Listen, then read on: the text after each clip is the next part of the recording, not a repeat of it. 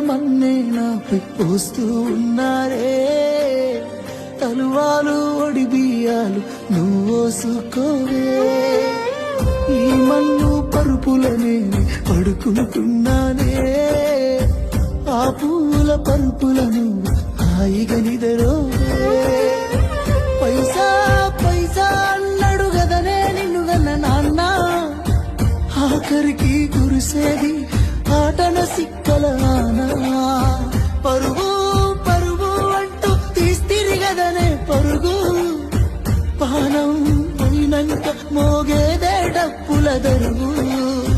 ఉండదనికే హాని పిల్ల పాపాలతోని హాయిగా బతుకు.